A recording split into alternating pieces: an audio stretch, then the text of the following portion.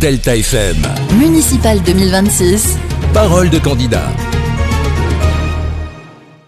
Bonjour à tous, bienvenue dans Parole de candidat, votre rendez-vous politique sur Delta FM à l'approche des élections municipales. Ce midi, je présente cette émission avec Rémi Foulon, rédacteur en chef de Delta. Bonjour Rémi. Bonjour Sylvia, bonjour à tous. Pendant 40 minutes, nous recevons les principaux candidats d'une ville de la Flandre-Côte d'Opale. Et aujourd'hui, direction Calais, une ville de plus de 70 000 habitants, au cœur de nombreux enjeux, sécurité, immigration, commerce, pouvoir d'achat, mais aussi attractivité. Et deux figures bien connues des Calaisiens vont à nouveau s'affronter dans cette élection.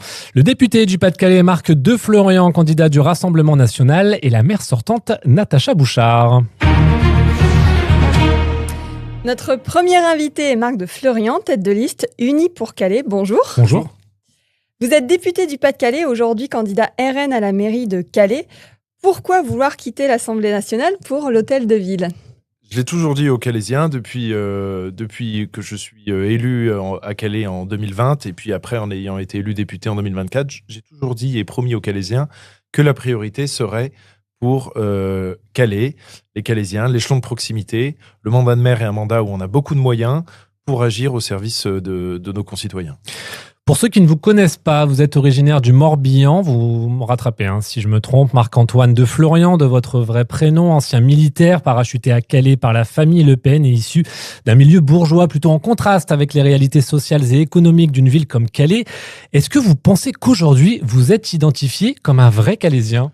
En tout cas, c'est ce que les Calaisiens ont dit en 2024. Lors des dernières élections législatives, ils m'ont accordé presque 50% de leur suffrage au premier tour et une avance très confortable au second tour face à mon concurrent.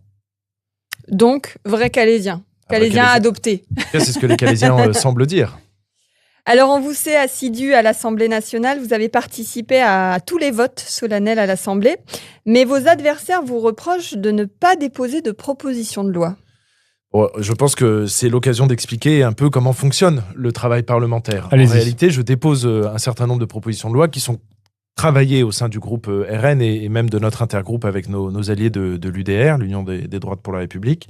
Et donc, on travaille et on dépose un certain nombre de propositions de loi. On travaille et on dépose aussi un certain nombre d'amendements. Et ensuite, on les défend dans l'Assemblée.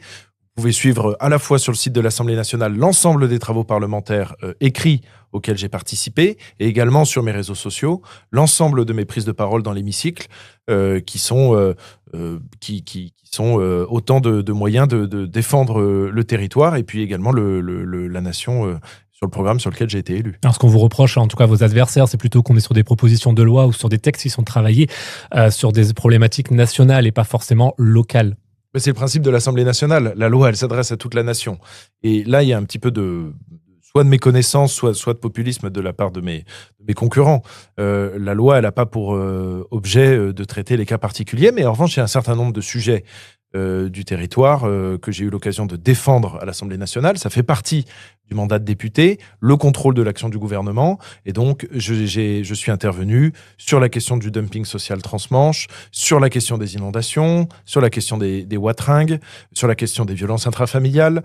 Et puis, j'ai également dû remplir, c'est vrai, un certain nombre de missions qui m'ont été confiées par l'Assemblée. Et ça fait partie du mandat. J'ai été rapporteur d'un projet de loi. J'ai été co-rapporteur lors d'une mission qui a été effectuée à l'ONU ces derniers mois. Donc, il faut à la fois jongler entre le national et le local. Je pense que j'y suis assez bien réussi et que si jamais j'avais délaissé le mandat de député pour me consacrer exclusivement à la campagne, là, on aurait pu me le reprocher de manière honnête. Vous êtes donc investi, on vient de l'entendre, à l'Assemblée, si bien qu'on se pose la question et vous en parlez un petit peu de votre réelle volonté, vous l'avez lu comme nous ou entendu, de devenir maire de Calais. On a l'impression parfois que vous êtes candidat parce que le parti vous l'a demandé, mais que votre poste de député vous plaît davantage, comme en témoigne une campagne plutôt discrète. Et c'est vrai que votre campagne, elle est assez discrète. Pourquoi ? Alors, elle semble discrète peut-être par rapport à ce à quoi mes concurrents sont habitués, mais il y a un nombre... Même les habitants, même par rapport à ce dont Alors là, le retour des habitants me semble pas du tout être le même. Au contraire, on a beaucoup d'interactions avec les habitants, mais effectivement, on n'en fait pas étalage publiquement. C'est pas parce qu'à chaque fois que je fais du porte-à-porte, à chaque fois que je fais une proposition pour un quartier ou pour une rue, je vais pas systématiquement la publier sur les réseaux sociaux. Ce serait évidemment déplacé et puis ça saturerait complètement le compte rendu que je fais de mon action politique. Mais rassurez-vous, on est très engagé sur le terrain jour et nuit. Mais c'est une stratégie un peu différente par rapport à votre précédente élection municipale.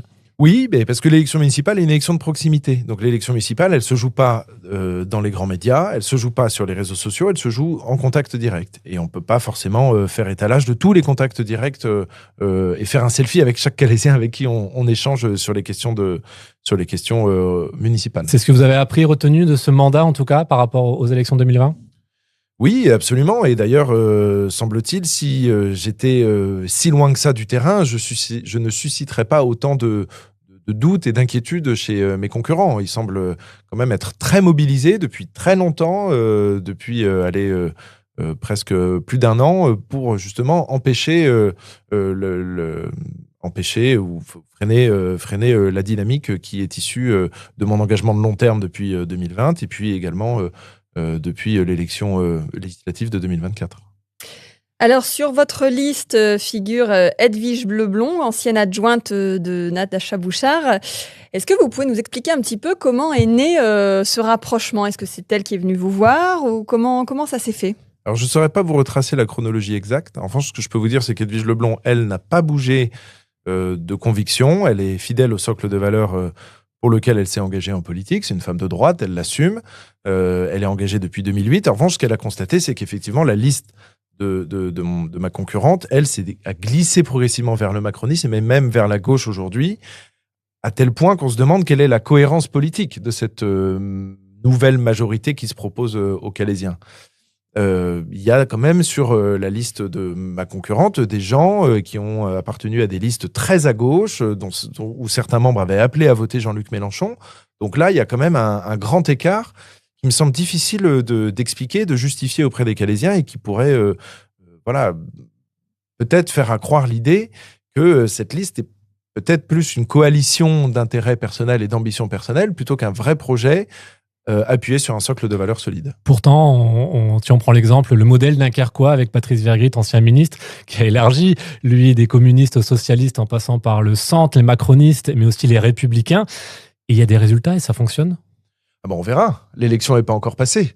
On verra ce que disent les Dunkerquois. Ce qui est sûr, c'est que quand on réduit la politique et les élections municipales à un plébiscite du sortant qui a rallié un certain nombre de personnalités qui ont une ambition légitime, mais on se demande quelle est la place du débat public et quelle est la respiration démocratique qui se propose aux électeurs.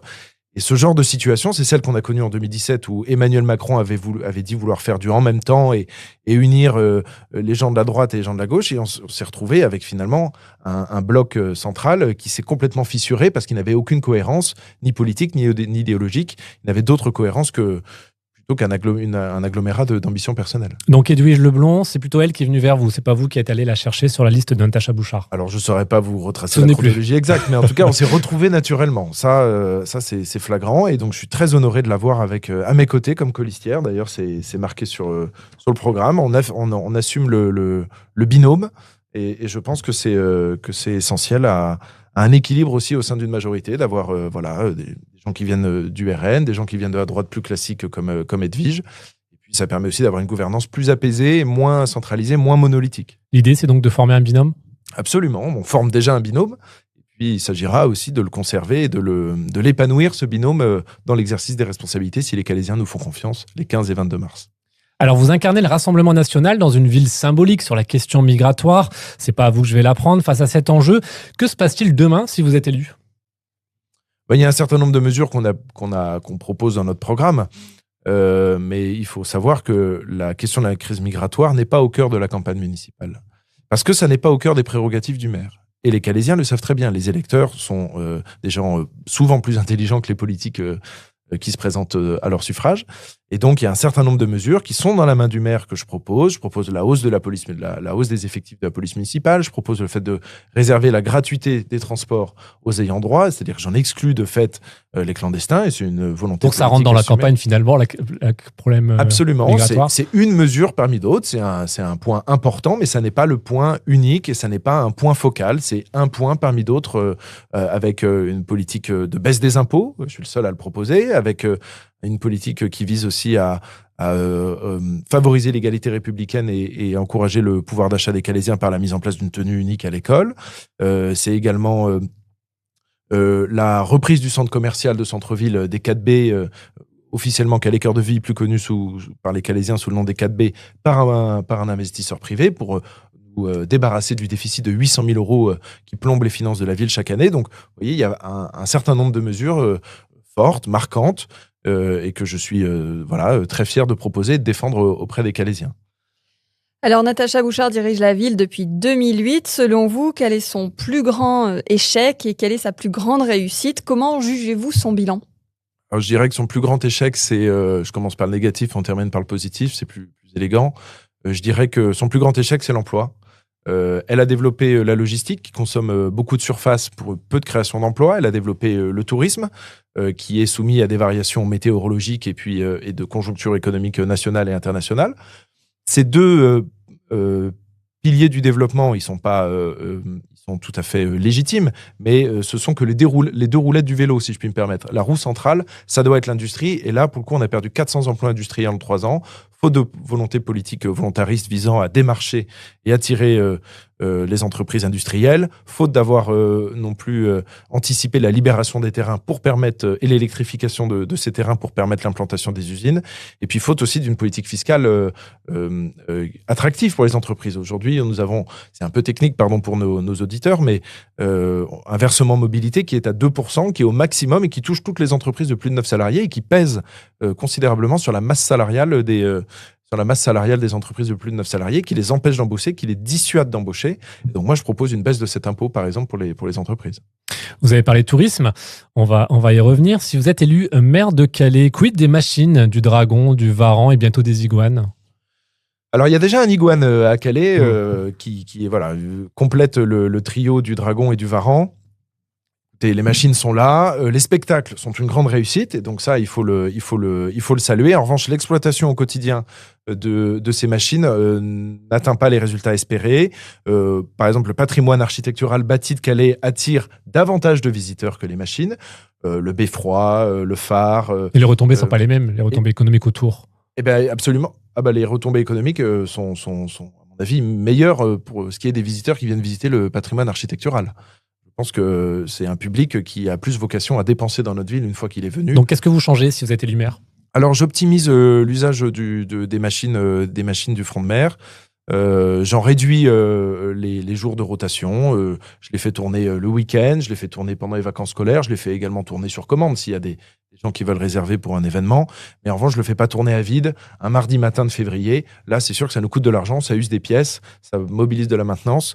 Et pendant ce temps-là, ce sont les Calaisiens qui payent ce montant d'1 600 000 € par an quand même en contribution au service public. Et on continue l'épopée avec les machines, donc les iguanes et puis les projets, ou alors on stoppe et on arrête? On reste avec l'existant. En revanche, ce qui existe, on le valorise et on continue les spectacles qui fonctionnent bien et qui sont honnêtement de très bonne qualité et qui plaisent aux Calaisiens à juste titre. En tout cas, me plaisent également.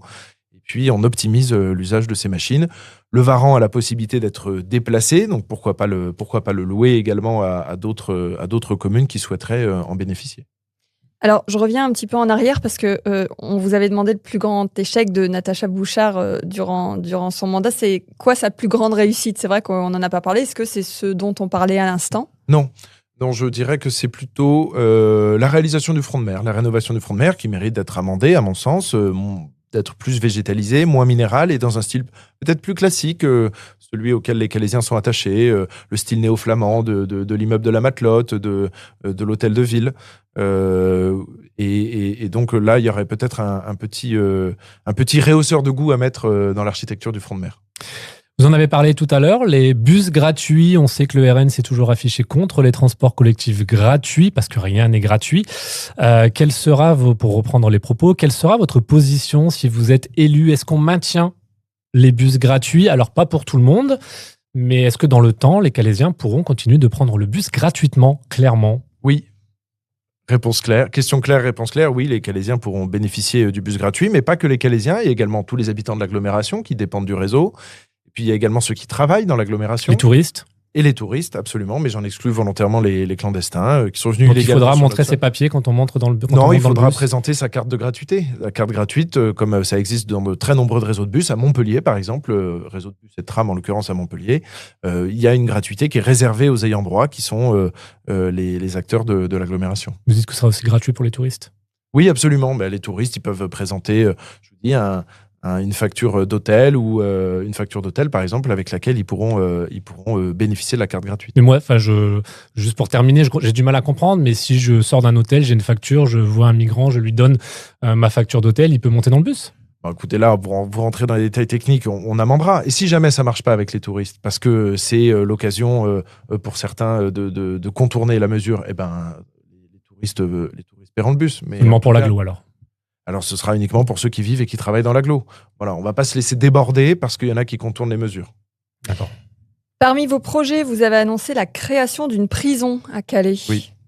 C'est pas populaire, ça, comme mesure. Non, c'est pas populaire. Mais l'avantage de la prison, elle a permis de le mettre tout de suite sur le débat public, la question de l'emploi.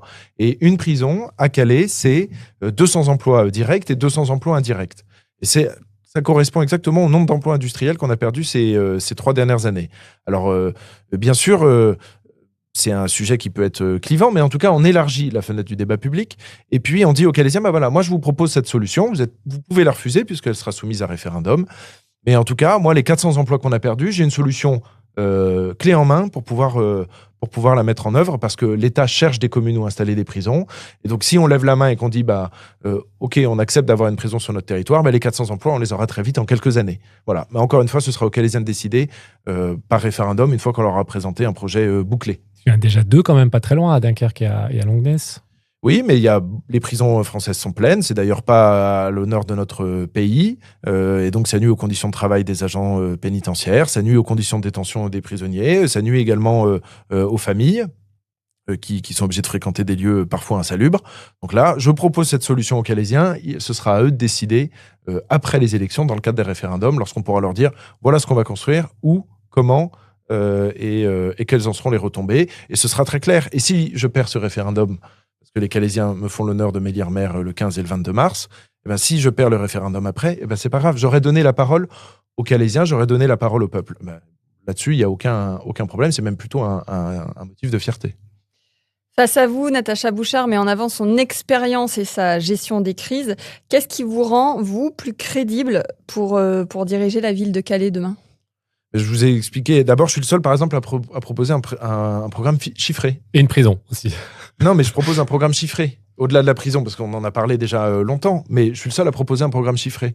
Proposer à la fois de réduire les déficits, d'augmenter notre capacité d'investissement et de baisser les impôts. Sans toucher aux services publics qui sont fournis aux Calaisiens. Je pense que ça, c'est une marque de sérieux. Moi, je suis un peu dubitatif de voir que le maire sortant en position depuis 18 ans n'est pas capable de fournir un chiffrage de son programme. Ça me laisse un peu dubitatif, oui. Une dernière question en un mot. En cas de second tour, des alliances avec d'autres candidats peuvent-elles s'envisager ? Moi, je vois difficilement, honnêtement, avec qui on pourrait s'allier au second tour. Donc non. Je vois mal, honnêtement, avec qui ce serait possible. Oui. Merci Marc de Florian d'avoir accepté notre invitation.